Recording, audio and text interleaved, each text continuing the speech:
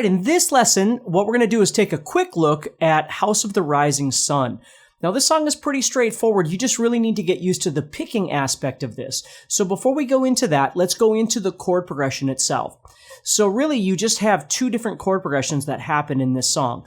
You have the intro, and then you have the verse. And the verse is actually a little different section with the intro added. So let's look at the intro first here. So what we're going to do is we're going to start off on A minor, and then we're going to go to C, and then D, and then F, and then A minor, to E major, to A minor, to E major. So if I play it in time, it's going to sound like this.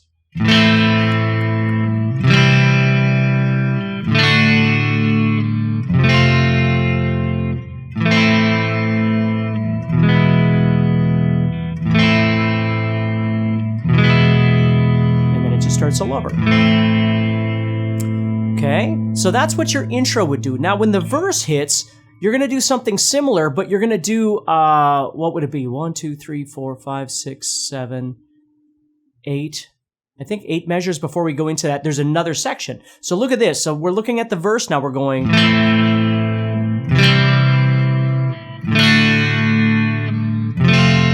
And up to that point, it's the same, but then it goes like this.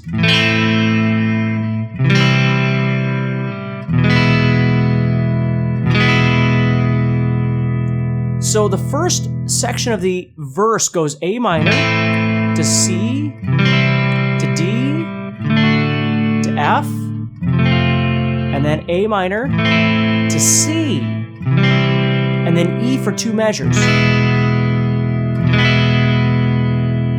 Okay, then the second half of the verse is that intro we just did. So we're going to go A minor, C, D, F, and then A minor, E, A minor, E.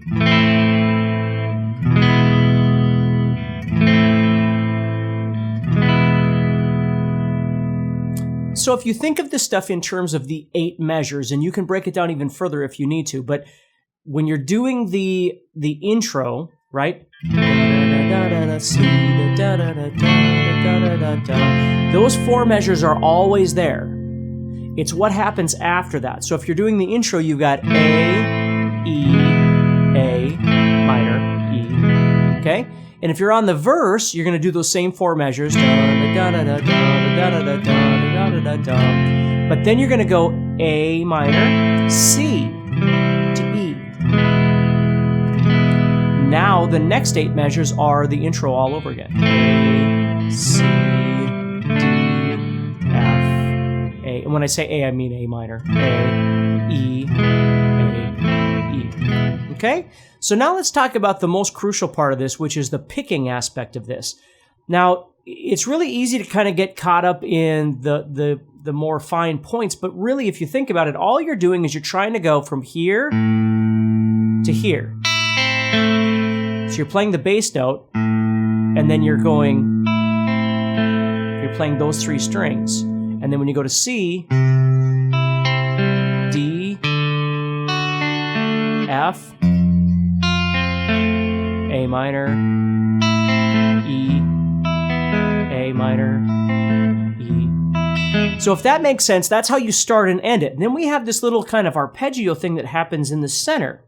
And basically all you're really trying to do is you're trying to roll through those strings.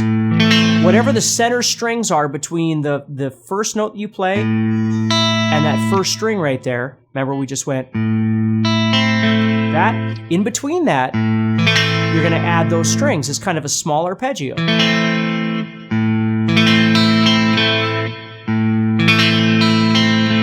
So you can try and count it as, an eighth to 2/16 to an eighth and that sort of thing. But if you think about it more as just an arpeggio roll, when I go to D, same thing. C, excuse me. I don't know if I said D, but I meant C. When I go to D, you don't get as many strings, right? Because D is on the 4th string, and then you want the 1st string, so you only get these 2 strings. So you might, once in a while, hit the 1st string like that, and that's okay.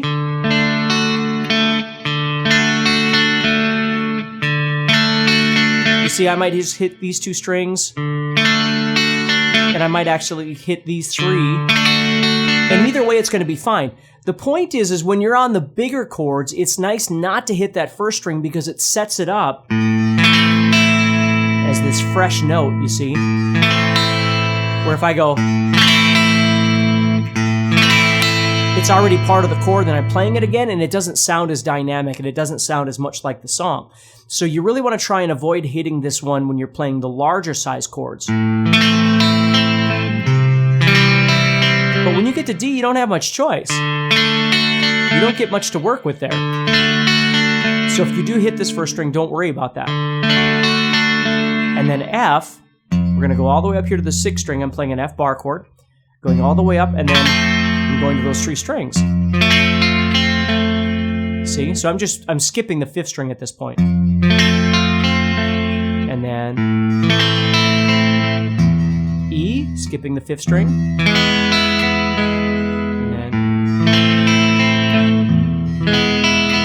Now, is it okay if I went to the E and I actually hit this 5th string?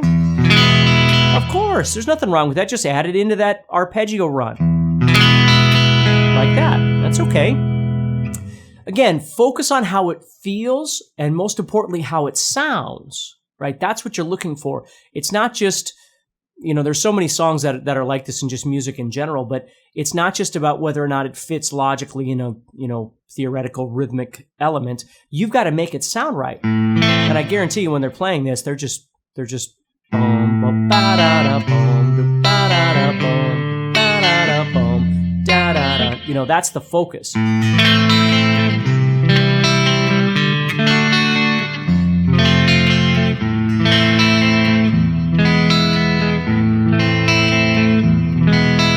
And that's how you get it to sound like that. Now, the last thing I'll say about this is make sure that you kind of smooth out your picking. Try not to get that sort of thing happening. Especially the arpeggio.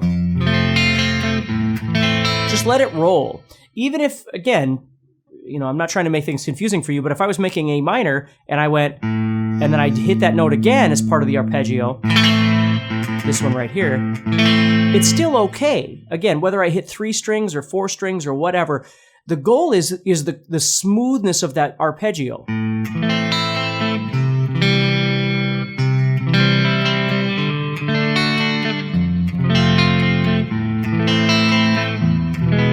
Like right there, I'm literally playing I'm arpeggiating this whole thing.